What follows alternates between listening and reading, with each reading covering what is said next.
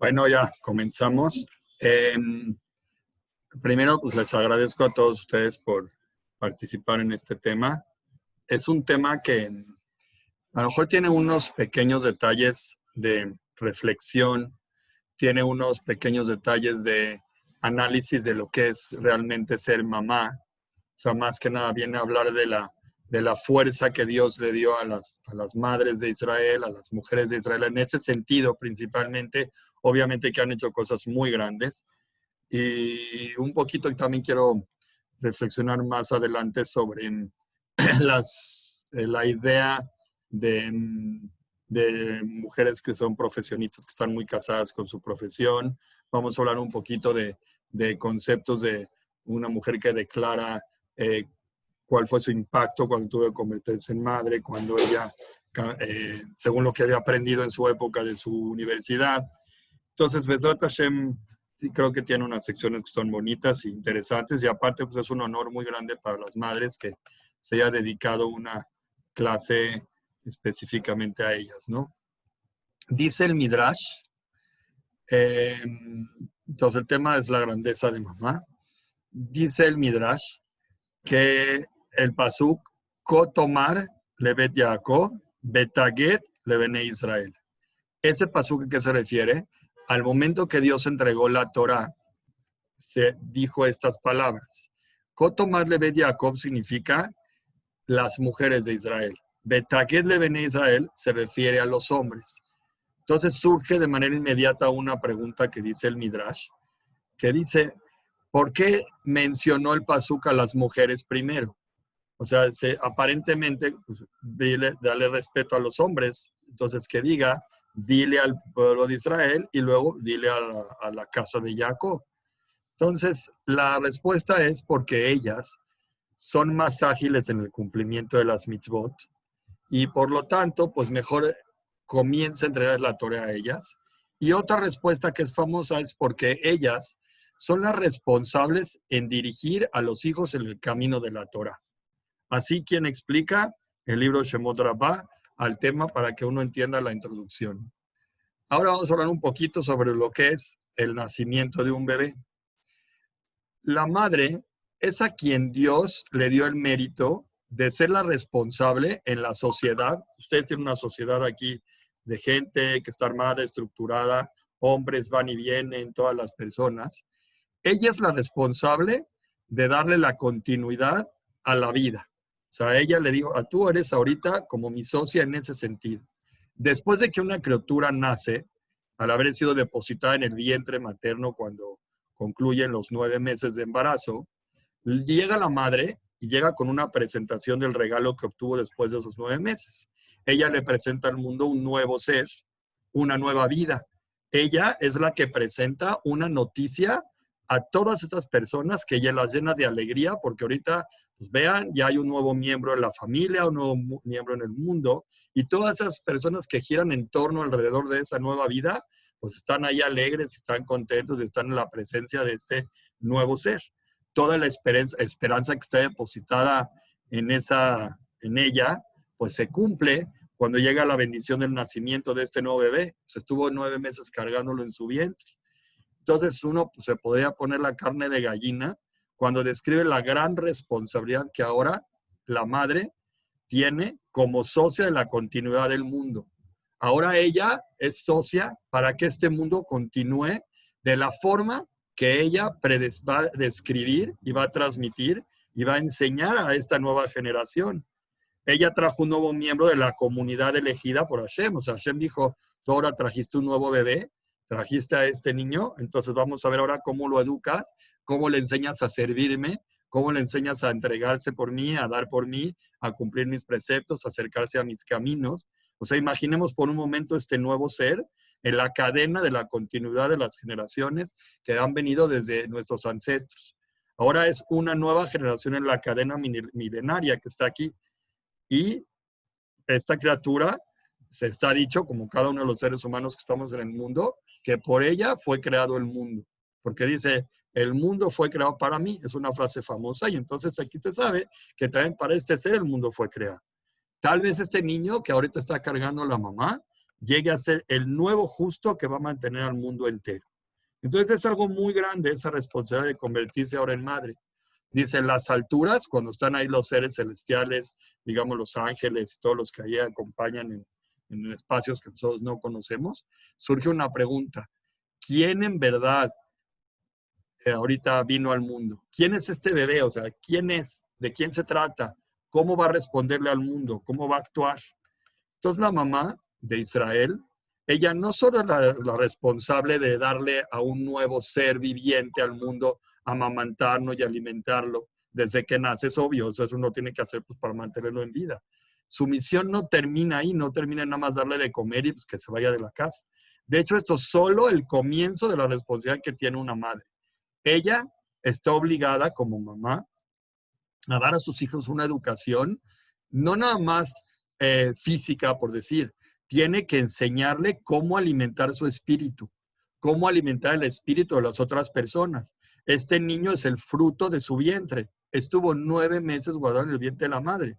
Dice, y aunque no recae sobre ella la obligación directa de enseñarle Torah, porque la obligación de enseñar Torah recae principalmente, es una misma que le corresponde a los papás y no a las mamás, pero la mamá como tal, ella tiene la obligación de no permitir que su hijo sea un ignorante e ingenuo en todo lo que es el tema de las leyes de la Torah y los cumplimientos de las mitzvot. Ella es responsable de dar este principio en casa, el cumplimiento del servicio divino.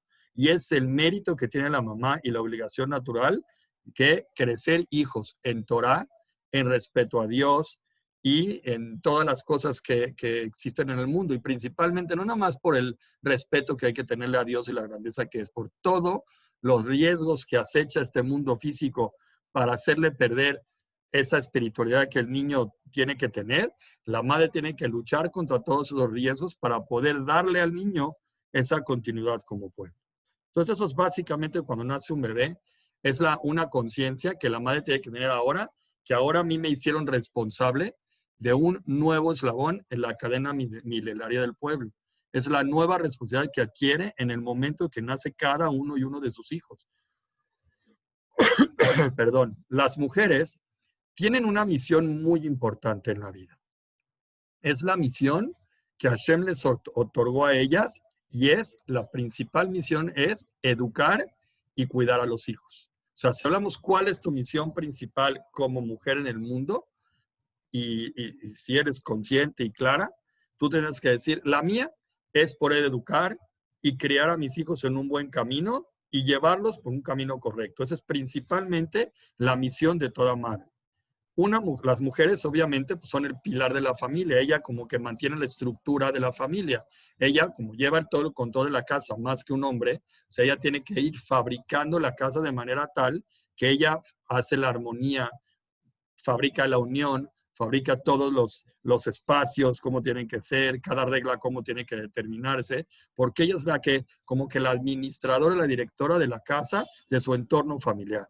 Desde el comienzo de la humanidad, todas las sociedades han recorrido y han reconocido que la sensibilidad y la calidez de la mujer es algo especial y apta para ser mamá. Por más que tú digas que hay hombres extremadamente sensibles y que tienen una calidez muy grande, es incomparable la calidez de un hombre a la calidez que tiene la mujer, porque ella lo tiene de manera natural. Dice, el extraordinario sentimiento que los hombres nunca podrán experimentar de nutrir a un bebé, las mujeres lo tienen, porque las mujeres desde que el bebé está en su interior, ellas son las que están nutriendo y manteniendo con vida ese nuevo ser. Un hombre jamás va a tener el derecho ni la oportunidad de poder gozar esa experiencia tan bonita y tan hermosa que es poder nutrir un nuevo ser en su interior. Eso es una experiencia propia. Los hombres no tienen esa facultad, no tienen ese derecho, ni Dios se los encomendó a ellos ni nada, porque hay cuestiones de carácter que los hombres tienen o personalidad que no tienen que un hombre no tiene. ¿Sí se escucha bien? O sea, bueno, si ven que hay alguna cosa, me mandan un mensajito para yo poderlo arreglar, porque me sale un mensajito aquí. Entonces dice aquí, dice, las mujeres son, digamos, el mejor elemento administrativo que existe para poder llevar la casa. son las mejores y más cariñosas cuidadoras de los hijos. Si tuvieras que elegir entre uno y otro, pues obviamente eliges una mujer porque son las que saben cuidar y darle calidez a los hijos. Y para poder preservar una estructura de una familia y la extensión de la salud de la sociedad, la Torá alienta a las mujeres a aceptar este rol con alegría, con buena cara y como es debido. ¿Por qué? Porque es el rol que Hashem le otorgó a las madres. Ahora, para hablar un poquito de lo que dijimos, que la misión de las mujeres en este mundo está fundamentada en la educación, cuentan que, nada más para que vean hasta dónde es la influencia educativa de una madre, había una familia, que ella es una familia original de Europa, y ellos, por algún motivo que no es importante en nuestra historia, nada, es un ejemplo, tuvieron que hacer un cambio de país, tuvieron que ir a América, a Estados Unidos. Y ellos, pues, tenían una familia que era extremadamente tradicionalista, cumplía bien todas las cosas de la Torá, cumplía todo lo que tenía que hacer, pero por algún motivo, cuando hicieron ese traspaso a América, ellos pues empezaron a alejarse un poco, principalmente la hija, porque empezó a conocer un nuevo continente, una nueva forma de vida. Entonces, a poco fue abandonando las enseñanzas que tenía de casa de su madre. Hasta que llegó un momento que esta mujer se casó con un hombre que era totalmente alejado de la vida religiosa judía y no tenía ni siquiera, además, o sea, él tenía ideas en contra de lo que significa cuidar la Torah y así. En su vida matrimonial tuvieron 2 hijos y después tuvieron una pequeña niña. Y a pesar que estaban alejados, la madre insistió a su esposo que por ser una niña y por estar viviendo en Estados Unidos es importante mandar a la hija a una escuela que esté más apegada a la religión y que es una escuela exclusivamente de mujeres. ¿Por qué hizo así? Dijo, la verdad, en un país como este hay muchos riesgos y yo no quiero correr ese riesgo. Entonces la madre convenció al padre que metiera una hija en una escuela de mujeres religiosas. En la historia faltaban pocos días para la festividad de Hanukkah y la niña, pues en su escuela, empezó a escuchar historias con atención, qué pasó, los milagros, el jarrito, todo lo que pasó en Hanukkah. Cuando llegó en la noche, ella estaba nerviosa y le dijo a su papá, papá, ¿podemos comprar una Hanukkah este año y velas para poder celebrar esta fiesta? Y el papá le dijo, pues, ¿para qué quieres hacer eso? Nosotros ni tenemos nada que ver, ni hemos festejado nunca nada de esto. ¿Para qué ahorita de repente se te ocurre? La niña le contó los milagros que había escuchado de la Morá en la escuela, todo lo que habían platicado con sus amigas, lo que había dicho la Morá y todo lo que había escuchado ahí. Ella quería tener también la oportunidad de poder hacerlo en casa. En la misma mesa, el papá volteó a ver a la madre y le reclamó, le dije, te dije, este tipo de escuelas nada más confunden a la niña. Nosotros no creemos en esas cosas, ni nos metemos en esas enseñanzas y son una bola de tonterías. Entonces la niña, al oír esa palabra, se sintió muy mal. Le dijo, papá, no son tonterías. Sí pasaron milagros. Y nosotros, y en verdad Hashem aprecia mucho a la gente de su pueblo que cuida sus mandamientos. Él nos ama y quiere que hagamos lo que nos pide. La niña empezó a llorar.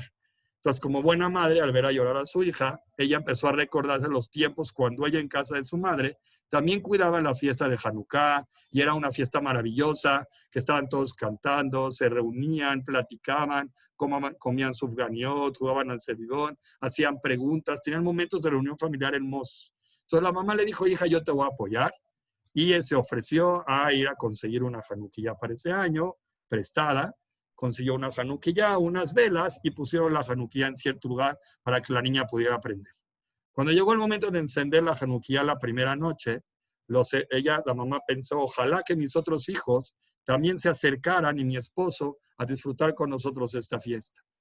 Repentinamente un hijo se asomó, empezó a ver, se acercó, luego el otro hijo también estuvo ahí cerca, también se acercó a ver de qué se trata, también vino a participar, hasta que de sorpresa llegó el padre con una caja y dijo, tengo una caja, pero primero vamos aquí a ver cómo prendes la Hanukkah. La niña encendió la Hanukkah con una alegría, una emoción, con las verajot necesarias, y el papá dice en su testimonio que él no recuerda haber visto a su hija tan alegre y haber sentido tanto calor de hogar y tanta unión familiar como lo sintieron en esas fiestas de Hanukkah. Entonces los niños, de a poco, para que uno vaya entendiendo lo que significa esto, los niños van creciendo y van agarrando cada uno su camino en su vida. Y las festividades están estructuradas de tal manera que unen a la familia, te hacen sentar en un sillón, te hacen platicar, te hacen hacer actividades, puedes cocinar unas palomitas de maíz, jugar algunos juegos de preguntas, y entonces los hijos van creciendo en un sistema de unión familiar.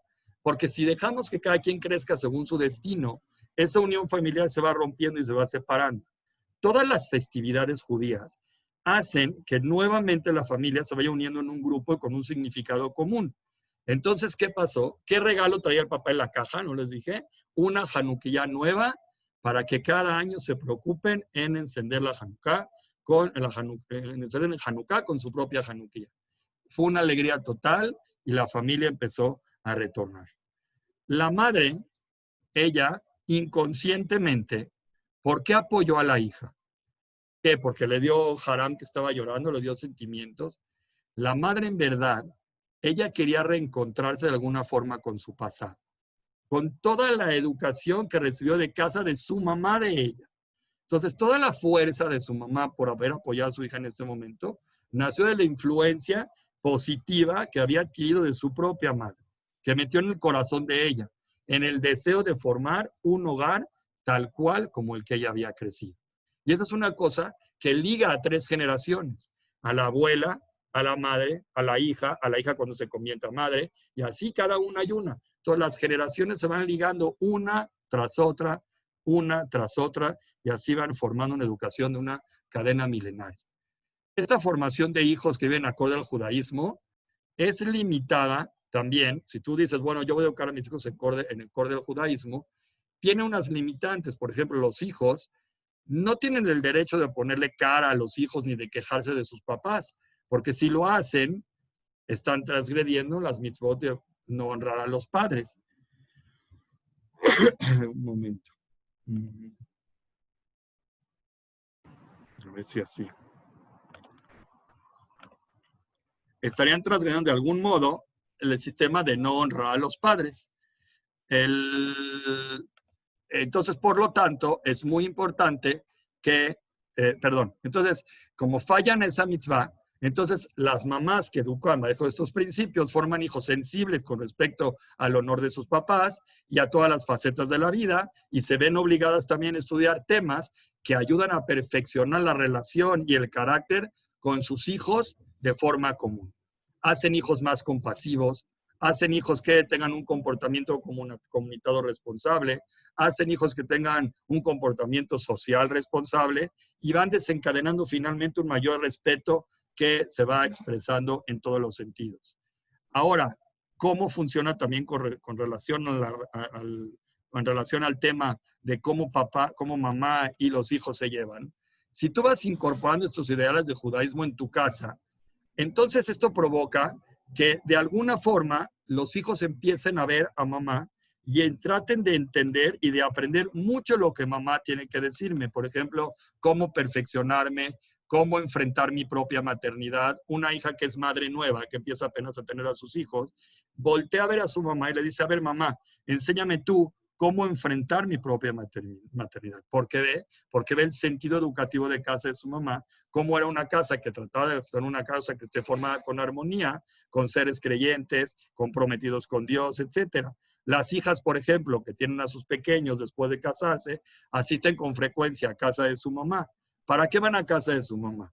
Que es la casa de la abuela. ¿Para qué van? Por la cercanía ideológica que formaron en casa de sus madres.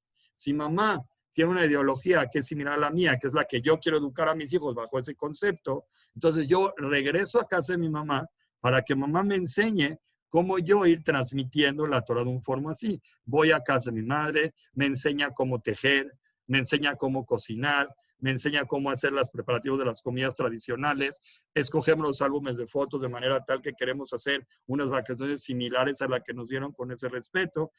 O sea, un sinfín de cosas que unen a la mamá con las hijas a momentos especiales y significativos. Hasta aquí estamos viendo entonces toda la gran responsabilidad que tiene una madre frente a sus hijos, todo el trabajo que tiene que hacer, todo el esfuerzo que tiene que dar por ellos, todo lo que significa ser un rol materno. La verdad puede ser que tal vez no dijimos una cosa muy novedosa. porque dijimos lo que realmente siente una madre por ente. Las mamás sienten esa responsabilidad de transmitir, de hacer una formación en los hijos para una cadena de término. Ahora, quiero yo tomar una parte que a lo mejor es un poco delicada para ciertos pensamientos que han surgido en los últimos siglos, por decir, en los últimos tiempos, últimas décadas, que hablan sobre movimientos populares. Para que tomen un poco de conciencia nada más en esta forma de pensar. Y no estoy calificando a nadie, ni estoy juzgando ningún movimiento, ni mucho menos. Cada quien es libre de tomar la línea de los movimientos que desee. Sin embargo, es bueno entenderlo y saber este concepto para ver, uno, cómo ataca estas prioridades. Hay movimientos populares, feministas, que fomentan un sentimiento en muchas mujeres que esos movimientos feministas, no quiere decir que todos los movimientos feministas tienen la misma base y el mismo criterio. Ojo con eso. No estoy criticando que la mujer tiene muchos derechos. Nada más quiero criticar el punto que hay ciertos movimientos especiales que las hacen sentir inferiores frente a los hombres.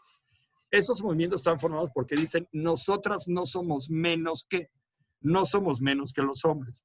Esos movimientos empiezan a hacer pensar que ellos, por ejemplo, los hombres, siempre son los que controlan las riendas del poder de las esferas políticas, son los que controlan las riendas de la economía, son los que controlan las riendas sociales, y las mujeres siempre quedamos en un criterio de menos.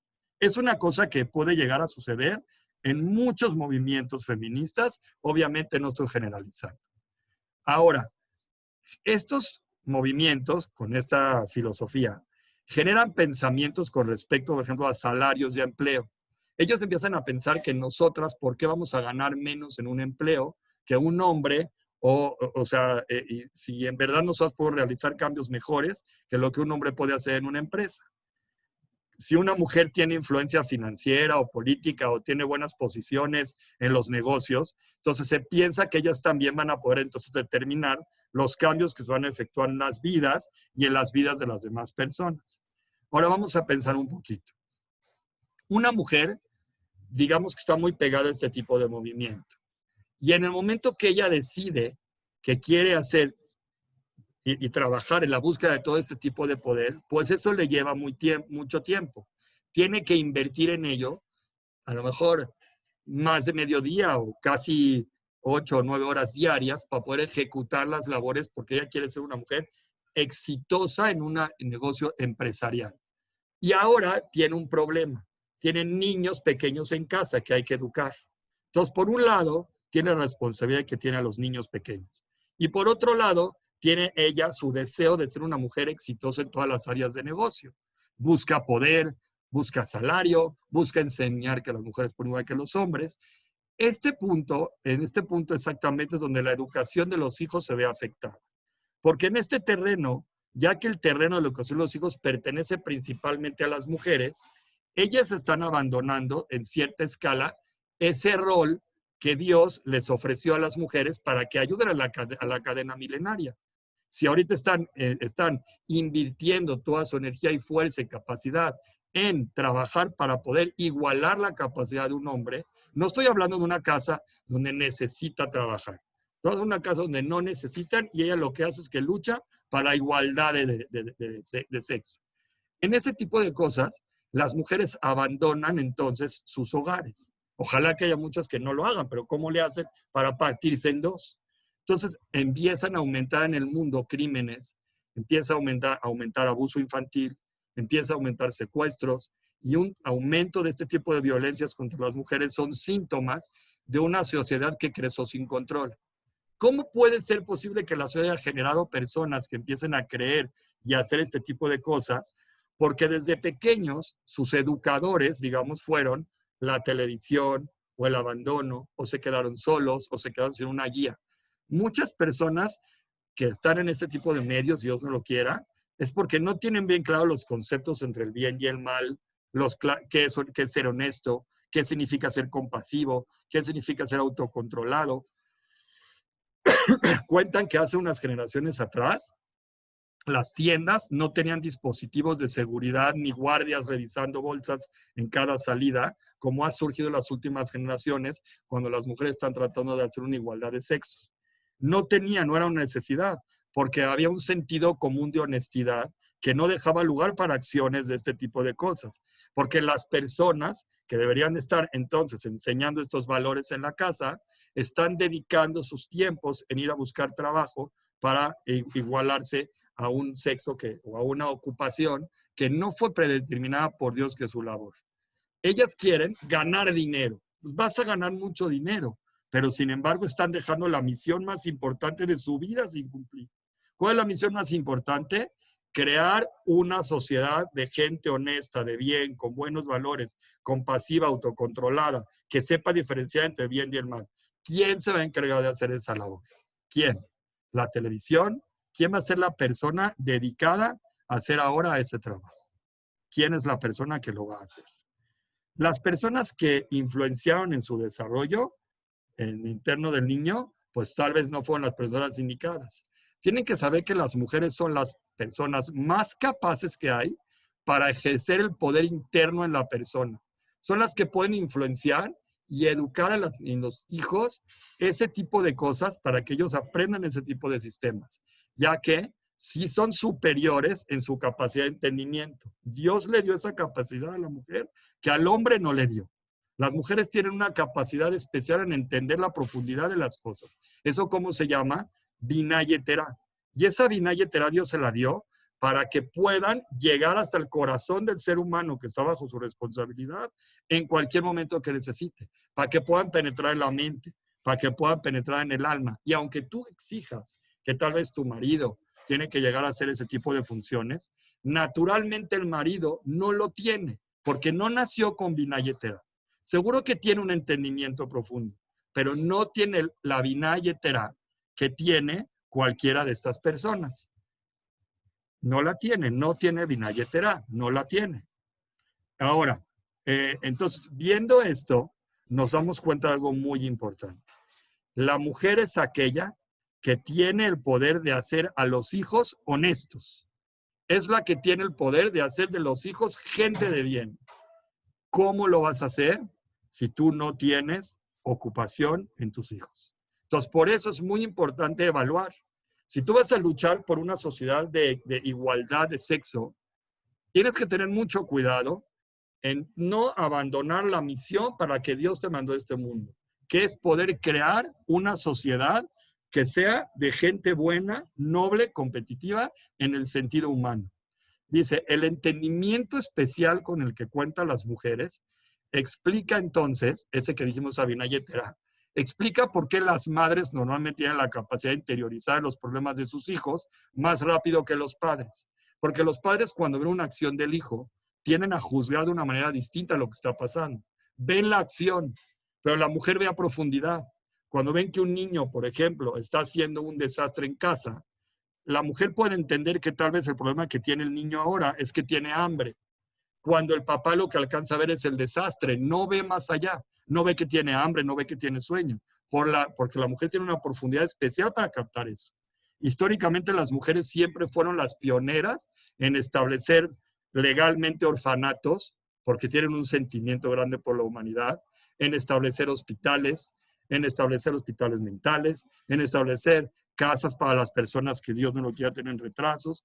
Y sin ninguna duda es cierto que el clamor del feminismo sobre si las mujeres manejarían el mundo, habría menos guerras, teóricamente sí debería de ser así. ¿Por qué? Porque las mujeres ven a la humanidad, ellas ven hacia la sensibilidad humana, no ven los costos en dinero, ven en sensibilidad como hombre. Y en vez de verlo a través de sus ramificaciones políticas, todo ello es resultado de un entendimiento. Entonces dice así, ahora el centro de la vida judía. Dice, las madres en la Torá se destacan como figuras que permiten la supervivencia del judaísmo y del pueblo judío. Dice, vamos a hablar un poquito de lo que han sido las mujeres de Israel. Dice, digamos, las parteras judías del antiguo Egipto, por ejemplo. Ellas, Shifra Puah, que fueron las parteras dedicadas en Egipto, estaban amenazadas de muerte por el faraón y sin embargo desafiaron la orden de él y no mataron a los bebés como ellas. Entonces, ¿quién hizo grande? Las madres de Israel. Las madres en Egipto, por ejemplo, ellas salieron a defender lo justo. en días difíciles de la esclavitud en Egipto, los hombres ya no tenían esperanza. Dijeron, ¿qué sentido tiene casarse y qué sentido tiene tener familias si van a sufrir la esclavitud como la estamos sufriendo nosotros? Pero las esposas y las madres de Israel fueron quienes llegaron a rescate día tras día, y después de días de mucho trabajo, venían las mujeres arregladas, venían bien vestidas, adornadas y todo, para que los esposos tengan ganas de tener familia y así construir una vida familiar y dar una continuidad al pueblo. Sarai Menú, por ejemplo, que fue una de las grandes mujeres de nuestro pueblo, una de nuestras matriarcas, ella entendió por forma profunda el impacto negativo que hacía en Isaac la conducta inmoral de Ismael, el hijo de Abraham. Ella insistió con Abraham, le dijo, corre a Ismael de la casa, porque él es el legado de nosotros. Actos que Abraham no pudo entender, no pudo llegar a la profundidad del entendimiento de Sara, y hasta que Dios le tuvo que decir a Abraham, todo lo que te diga a ti Sara, escucha su voz. ¿Para qué cómo voy a escuchar la voz de Sara? Claro, porque dicen los comentaristas que Sara tenía un nivel de profecía mayor al de Abraham y ella podía ver el efecto eterno de la corrupción inmoral de Ismael que iba a causar sobre el hijo Isaac si ella no lo protegía. O Rizká, por ejemplo. Ella también tiene una intuición interna muy grande respecto a sus hijos mellizos. Isaac vio a Esaú como el siguiente de la generación. Ella dijo no. Ella tomó la decisión e incluso engañó a su esposo para asegurar que la bendición de su esposo recaiga sobre el más apto de ambos, sobre Jacob y no sobre Esaú. O las súplicas, por ejemplo, de Rachel, que está escrito que la madre Rachel es la que llora por su pueblo para que se escuche en lo alto y que sus hijos tengan la oportunidad de retornar en su momento a la tierra de Israel cuando llegue la salvación. O el amor por ser judío. Eso es lo más fuerte que las mujeres dan. Dice que Shlomo Amelech, en todos los libros que escribió, ella escribió, nunca olvides la Torah de tu mamá. Dice, no la olvides. Y a lo largo de la historia, las madres judías siempre fueron quienes metieron en sus hijos conocimiento y amor por ser judíos. Dice, nuestra tradición reconoce esa profunda verdad. Shlomo Amelech escribió un libro, una poesía, un poema, llamado Eshet Hail, en honor de su mamá, de Bacheva, su mamá, porque vio que era una mujer santa, una mujer que cuidaba todo. Y ese lo recitamos cada Kiddush, cada viernes antes del Kiddush. Muchos comentaristas dicen que es la forma que el pueblo judío tiene que conducirse frente a Dios. Ejemplificando, ¿quién? A una Eshet Hail. ¿Quién es una Eshet Hail? Una mujer valerosa, que es la madre idealizada que representa al pueblo de Israel. Entonces, ¿qué tenemos ejemplos grandes con respecto a esto? Las mujeres de Israel tienen tanta fortaleza para ser madres y formar un pueblo que esa es su misión principal en la vida. Ahora, ¿qué mitzvot hacen? Si las mujeres tienen realmente que estar ocupadas en la educación de los hijos, ¿cómo hacen para poder cumplir toda la serie de mitzvot que hay? Está bien, tú dijiste que el trabajo las distrae y las mitzvot no. Por lo tanto, hay leyes específicas sobre las mujeres que ellas tienen que sentirse tranquilas porque no están obligadas a hacerlas. Por ejemplo, la Torah no obliga a las mujeres a cumplir mitzvot que llevan un tiempo limitado, como son la azúcar o la tefilá con minyan. Una mujer no tiene por qué preocuparse por ello, porque si tiene que preocuparse por ir con el minyan, a la hora que el niño está llorando, entonces pues no va a poder atender al bebé, que es su primera responsabilidad en la vida, ser mamá. Una mujer que tiene tanta responsabilidad y puede cumplir con las mitzvot, pues que vaya y que también lo haga y rece con minyan. Pero si no, no tiene una obligación como tal. Las mujeres están obligadas a observar todos los mandamientos negativos igual que el hombre, por ejemplo, como no matar y no robar, porque están hechos para poder cuidar al humano. Y con respecto a los mandamientos positivos que están limitados por tiempo, no están obligadas a hacerlo. Las mujeres dicen la verajá de la Torá, que ellas tienen la misma, porque tienen una misma especial, de mandar a su esposo y a sus hijos a estudiar Torá. Y obviamente, pues tienen que meter a los hijos a escuelas judías, donde les enseñen lo correcto, valores, principios del pueblo, etcétera, que es parte de su obligación como madre. Ahora, como un hogar judío es una entidad unificada, es muy importante mantener el acuerdo entre los miembros de la familia, que cuáles son las tradiciones que vamos a seguir. Obviamente, se siguen las tradiciones como venía su padre, o sea, su esposo, de casa de sus padres. Una mujer casada va aprendiendo las tradiciones que se aprenden de casa de su esposo para irlas ejecutando y enseñando también a su descendencia. Ahora un poquito más, me faltan 2 detalles más que quiero comentarles. Cuentan que había una mujer que es una de las escritoras, ella es una de las escritoras que escriben en los artículos de la página Es Latino. Ella cuenta que cuando ella recibió su diploma universitario, se sintió muy preparada, porque ya era una mujer universitaria con estudios, para poder conquistar al mundo. Ahora ella ya es una universitaria, ya tiene un título importante. Ella había aprendido muchas cosas valiosas para poder vencer. Aprendió temas, por ejemplo, referentes a química orgánica. Aprendió a permanecer despierta de noche para hacer trabajos importantes. Aprendió cientos de páginas de libros de memoria. Aprendió a escribir largas monografías en tiempos récord. Un sinnúmero de cosas valiosas que quizá le puedan ser útiles en su vida profesional. El estudio universitario, sin embargo, deja bastantes huecos para aprender a ser una mujer en la vida. Puede ser una gran profesionista, pero hasta que no, o sea, no mete en el estudio universitario temas que tienen que ver con valores, temas que tienen que ver con sentido humano, temas que ver con la humanidad, con el honor, y eso no se está luchando por ello cuando se hace una carrera profesional. Cuando una mujer se convierte en madre, o sea, que fue lo que le sucedió a esta persona, ella confesó que al momento de sostener a su hija en brazos, ya tiene ahorita a su bebé, dice ella, sí, ella tiene que cargar a su bebé en brazos, se sintió muy abrumada. Dentro de sus últimos años de preparación universitaria, nunca se preocupó por el futuro o por la responsabilidad que implica tener una recién nacida en brazos. Nunca se preocupó por ello. La vida profesional y laboral la preparó para tener logros laborales, pero nunca le enseñó a nutrir a un bebé. Nunca le enseñó a ser rápida, pero no le enseñó a ser calmada. Le enseñó a hablar, pero no le enseñó a escuchar. Le enseñó a ser eficiente, pero no a ser paciente. Entonces, saber cómo cumplir con los plazos, pero no le enseñó a interrumpir un plazo. Y esas cosas solo lo enseña la vida como madre. La madre en el ámbito profesional o laboral no puede cometer un error, porque ahí no es permitido. Si una mujer fracasa en su labor como trabajo como madre, por lo tanto, pues puede ser despedida de su trabajo. Sin embargo, puede tener un negocio que no funcionó. Pero sin embargo, una madre que se equivoca en el crecimiento de los hijos, pues sigue siendo una madre, tiene chance de arreglar. Está obligada a trabajar más con el corazón, no a trabajar más con la rutina o la mente. Y entonces, eso es lo que hace un bebé en brazos de una madre. Y eso te toca ahorita pensar que ahorita tu obligación es convertir un ser humano de provecho, que es lo que tú tienes que hacer ahora. ¿Qué significa crecer hijos? Crecer hijos implica toda esta lista de cosas. Implica cansancio, implica desvelo, implica plática, implica comprensión, implica desgaste, esfuerzo, educación, cultura. Repentinamente te conviertes en una persona aprensiva, que estás preocupado, ¿dónde está mi hijo? ¿Dónde fue? ¿Desde qué chico? Si el hijo come bien, si el hijo no come bien, si el hijo duerme bien, si dice, empieza a hacer mucho tipo de cosas. Entonces, todo eso la universidad no te lo enseña. Eso es ser mamá. Estudiar y aprender de la vida lejos de mamá, tal vez te va a enseñar mucho.